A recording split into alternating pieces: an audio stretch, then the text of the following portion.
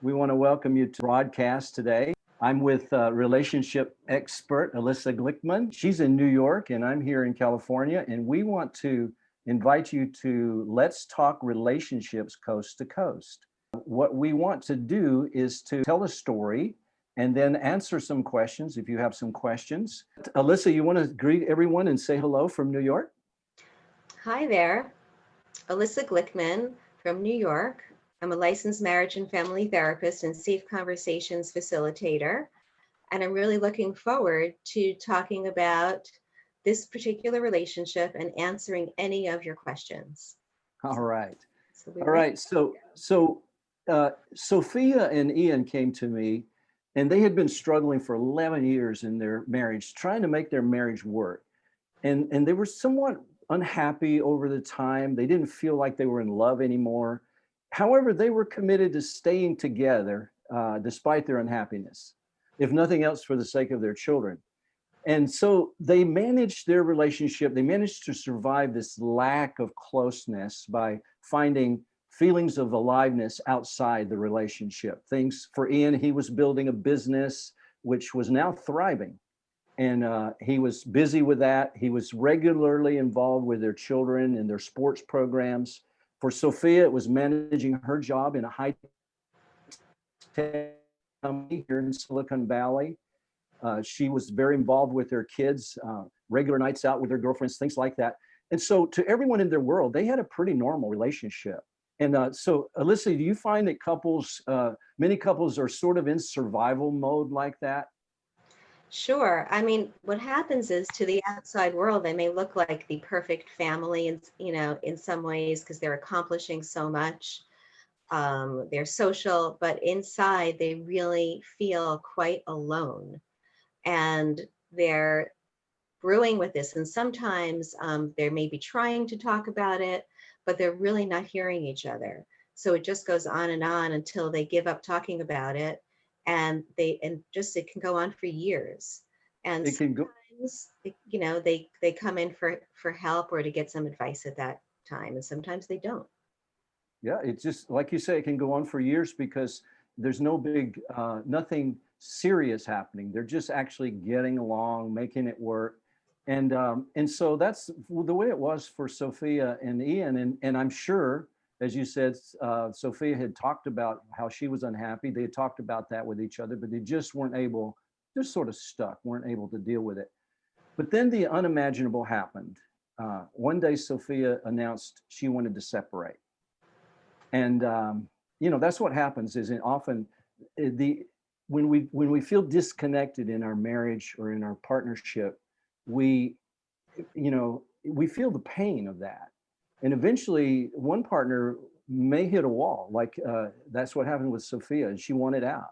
Mhm. And to make things even more complicated, Sophia announced that she had become emotionally involved with one of her coworkers. Well, needless to say, Ian was in shock. He knew their marriage was not great, but he never saw this coming. He was devastated. But I just want to say for Ian, uh, coming to counseling helped him see this crisis as a wake up call. And it was for the first time Ian started asking about what part he had played in the relationship's failure. And he began to see it as a crisis, the crisis as an opportunity to begin a new relationship with Sophia. Mhm. Great. So, so have you seen that kind of thing happen in your practice as well, Elissa? Oh my This gosh, yes, so wake up many calls? times. So many times couples come in, one person may be feeling like they're trying to talk about their unhappiness, and the other person often feels like we're fine. It's not great. It's not exactly as it was when we first started, but we're surviving. We have kids, we're managing, but the other person is really seething with needs that are not being met. And they may get hopeless, and then they're vulnerable to outside opportunities. But even at that point, it's not too late, because as you said, if you can look at the crisis as an opportunity, so rather than continuing on for years in a parallel way, this crisis gives them the opportunity to really look at things and make things much better, more alive. That's the way it is. And I'll tell you that with Sophia and Ian, that's sort of what happened. And they began to use the Safe Conversations tools. Now, Elissa, when we talk about this, we are therapists, and so we work with it in a more therapeutical way. But I'm here. I'm going to say that the what we teach in this workshop for Safe Conversations is exactly what I used with them to help them deal with their marriage. And so the beautiful thing about these tools is they can be used in a non-therapeutical way, in a coaching way that really can actually have a tremendous effect in helping heal a marriage. So the first thing that they learned was to deal with the root cause of their relationship failure. And it was I think during the first session or first couple of sessions, well, the first session, Sophia made a commitment to end the relationship at work. She had to make that commitment to at least put that on hold. She's not going to continue this emotional relationship at work for at least for 6 weeks in order to work on their marriage. So when they did that, that gave them an opportunity to really start working together. Then they used the Safe Conversations dialogue to uncover the root of their disconnection. And here's what we discovered. We learned together, but they became conscious of how Ian's childhood had put him in a place where he was actually fearful of intimacy. And whenever they would have a conflict, he would emotionally withdraw from Sophia. And when he would do that, Sophia would then overreact. She would start feeling abandoned, and she would overreact and complain and criticize Ian. And that caused him to withdraw even further.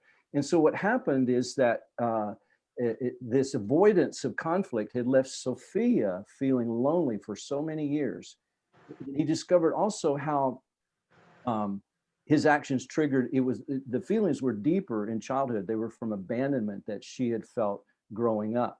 So they both began to be conscious of what they previously didn't see before. They began to understand how this repeated pattern of behavior was at the root of their relationship problems. And then as they moved from these barriers, these unconscious barriers, as they were able to remove them, they were able to start to connect again. And when that happened, their relationship hope began to grow. So that's the first thing, is to deal with the root cause.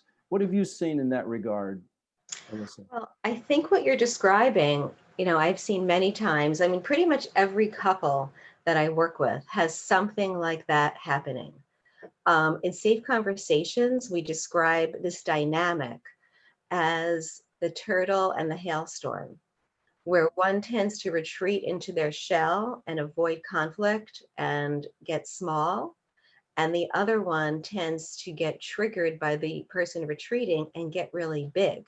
So it just keeps going back and forth, retreating, getting bigger, and they keep triggering each other. And we talk about this in the workshop, right? So this is a valuable tool that I see with every single couple that I've dealt with over the years as being a marriage and family therapist. But in Safe Conversations, we get to bring this out in a really simple way that everybody can really relate to and make use of. Mm. That's great. And the tools really helped. And here's what happened with them. They first of all, really discovered the root cause of the relationship problem. But the second thing is that as they use the tools, they begin to have faith that they could fall in love again. Mhm. And here's what the science tells us. It's a proven fact that if you can remove all negativity from the space between you and your relationship, and if you can start doing loving acts toward each other, guess what? You will fall in love again. It's what we now know as basic brain science. So Ian and Sophia, well, of course, they didn't believe this at first. Their feelings for each other were actually kind of dead, and they didn't know that they could love each other again. But in time, they became believers, because your feelings always follow your thinking and your actions. Mhm. And sometimes you have to take that by faith and just use the tool, right, Elissa? Yes, it's all connected. It's really all connected, and the energy that the couple then puts toward each other also creates a lot of hope. And the process that we teach in Safe Conversations, which we didn't talk about yet, but just that process of connecting really starts to give hope and energy, and you see, and people start to see each other in a different way again, and really and look at each other with more wonder and appreciation. Wow. Just getting past the negativity and rediscovering each other in that wonder and all the things that are wonderful about the relationship. Well, Elissa mentioned the Safe Conversations workshop. She and I are doing one, and it's right after. Well, it's actually January 30th, and in the comment section below, you'll see a link to the registration page. You can click that and go online and register for that workshop. And all the information is there. But what we're going to do in that workshop is we're going to teach you the Safe Conversations dialogue, where you as a couple. Now, also, Elissa, it doesn't have to be necessarily a couple. It can be a mother-daughter. It can be a father-son. It can be Friends. a set of in-laws you're working with. It could Yeah, be anyone, right? friends, colleagues, and because you're learning basic tools that can really be used in any relationship. Did you had your own story about your own using it within your own family? Is this appropriate time to share some of that? Sure. Um, so part of what we do in the workshop is called an appreciation dialogue. So my husband and I have begun incorporating that into our marriage on it, maybe not every day, but a lot of days. And it causes us to really focus on what we appreciate about each other throughout the week. And also just share. Like many times I may have thought things but didn't say it out loud, and the same with him. So I really think this sense of sharing appreciations on a regular basis has really given just a lot of a real positive energy in the marriage. It's really just made us both feel really good about things. Of course, I mean, everybody wants to be appreciated. It's really human and natural. But oftentimes we just tend to just not say it out loud and not share it. And then it just goes away. But when we make space for that, it really adds a new dimension. Well, that's true, isn't it? And it's also true that when you do that, and Elissa mentioned the appreciation dialogue. That's one of the tools you will learn in the Safe Conversations workshop. That tool helps you really learn how to do this skill we call mirroring, which is listening to 100% of what your partner is saying. Dr. Helen LaKelly Hunt says that normally we hear about 17% of what our partner is saying. And that I know that's true. If we hear 17%, we're lucky, right? Mm-hmm. Because as soon as my wife Sandy says something that triggers my reaction or triggers my response, I'm not listening to her anymore. I'm listening to me, and I'm reloading, and getting ready to respond. And so the mirroring really helps. And the second thing that the appreciation dialogue does, in addition to teaching us how to mirror, is helping us learn that, is also to begin filling that space between you with positive energy. Mm-hmm. Because a lot of couples come and even Sophia and Ian, and I'll finish telling their story and kind of how that got back on track in a moment. But even their relationship was 90% good, as it turned out. It was only about 10% or less that was hard. But the problem is that their whole focus was on the negative. And it's like when your body is in perfect health, but you have a sore toe, you can't enjoy any of that. As long as that toe is throbbing and sending pain throughout your body, that's the way it is in relationships. So what you said, Elissa, is with you and your husband, the appreciation dialogue is filling that space with positive energy as you say things you don't normally say. You think them, but you don't normally say them. But by saying them, it's really helped out a lot.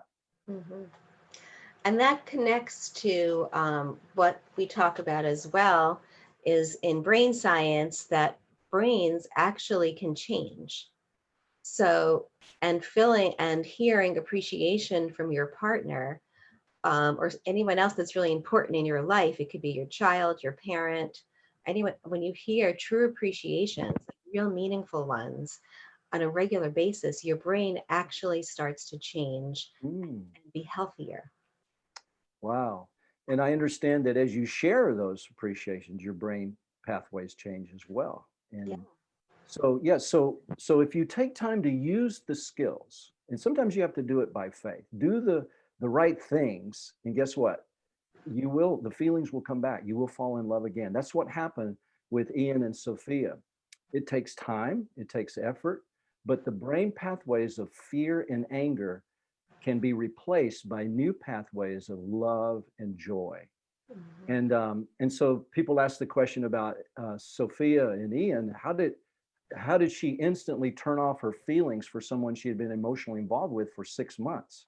And how could Ian then overcome the feelings of betrayal and learn to trust Sophia again?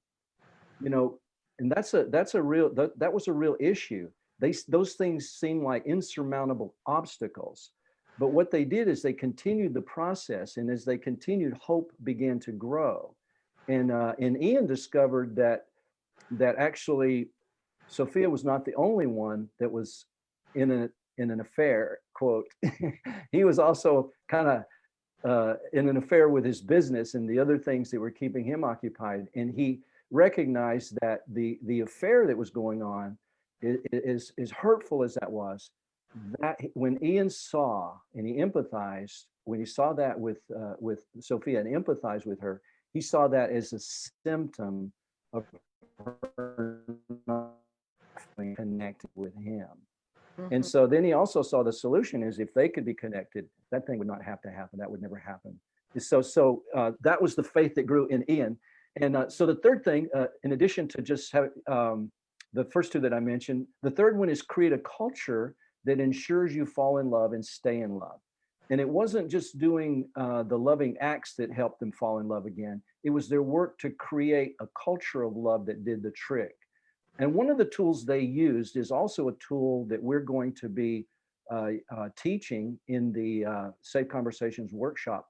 It's called the Caring Behaviors exercise and Caring Behaviors dialogue.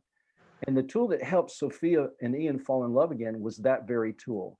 Yeah. And it revealed things like Sophia felt loved and cared about when Ian spent time in the evenings talking with her, and when he called her at work just to see how she was. Ian felt loved and cared about when Sophia sat with him on the sofa and held hands or gave him a back rub.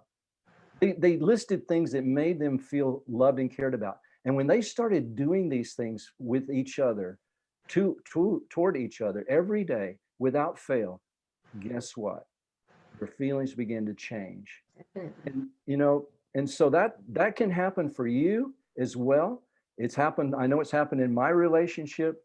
And so as they begin to do that, it began to make the change. But the final point is this, is that it had to become a culture. We realized that, hey, doing it one time doesn't make it a culture, but doing it over time, your brain pathways do change. It becomes habit and it becomes culture. Yeah, and I think the other part that's important about what you're saying about in this culture that you're creating with your partner is that a lot of times we make assumptions about what we think our partner needs. And a lot of times that's really what we need, that we think our partner needs, but we're really Mm. not the same. So part of what dialogue helps us create is to be separate people with our own individual needs, and we get to speak up and say what that is. So if Ian thought that Sophia needed him to buy her expensive gifts for her birthday every year, and that would make her happy, but that really wasn't what she needed, then it leaves her feeling sort of disappointed. But the Mm. caring behavior dialogue allows each person to really share what they need to feel cared about. So we get to start owning our own needs as opposed to expecting our partner to mind read, which is a really healthy way to proceed and takes a lot of pressure off each other. So in creating this culture, part of what we do is we're talking about it. We are owning our own needs and responses, speaking up for ourselves. So this creates a way to talk about things in a way that is structured and easy and not intimidating. Oh, that's so true. That's good. Yeah, we're not mind readers, and if we are, we're wrong usually, and that becomes That's why a lot of times I'll hear a partner say, but I did all of these things and she doesn't appreciate it. And it's because of that, because he projected, this is what I think would make her feel loved.